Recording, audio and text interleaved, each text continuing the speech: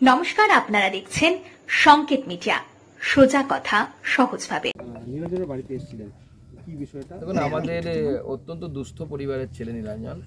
ও IIT Roorkee, সেই IIT রুড়কিতে ও MSc geology করার জন্য চান্স পেয়েছে।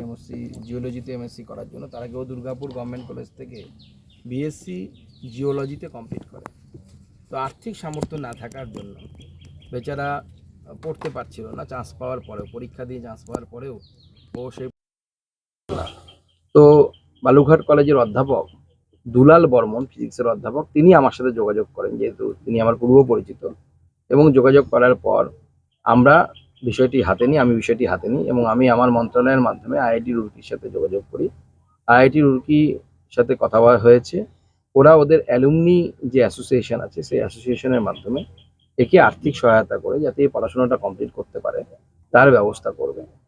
তো আজকে আমরা তার বাড়িতে এসেছি সেই খবরটাই দিতে, এবং আমরা চাই যে ও জীবনে প্রতিষ্ঠিত হোক, এই জেলার নাম উজ্জ্বল করুক এবং আগামী দিনে নিজের পরিবার এবং নিজের এলাকার জন্য কাজ করুক।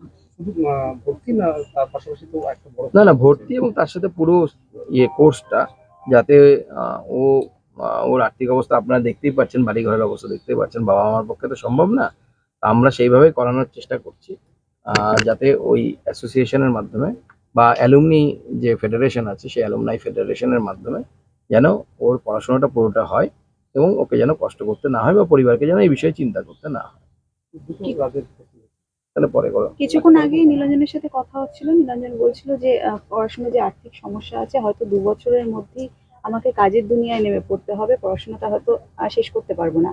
আপনি অনেক ব্যবস্থা করে দিয়েছেন, ওকে এই মুহূর্তে কিভাবে ওর না আমি বলবো এখন পড়াশোনায় মন দেওয়ার জন্য।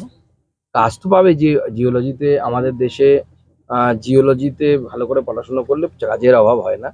জিওলজি খুব ভালো সাবজেক্ট এবং এর বর্তমানে আরো দিনকে দিন, যেহেতু ভারতবর্ষ বিভিন্ন ধরনের তেল থেকে শুরু করে খনিজ সম্পদ, তার যে খোঁজা, সেই খোঁজ চলছে।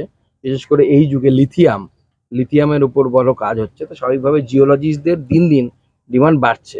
তো কাজের অভাব হবে না, সেটা নিয়ে চিন্তার কোনো কারণ নেই। তো আমার মনে হয় ওকে আমার তরফ থেকে এটাই সাজেশন থাকবে যে পড়াশোনাটাকে ভালো মতো করতে হবে। পড়াশোনাটা ভালো মতো করলে পরে তাহলে পরে উপযুক্ত জায়গায় পৌঁছে দেবে। Subscribe our channel. Press the bell icon.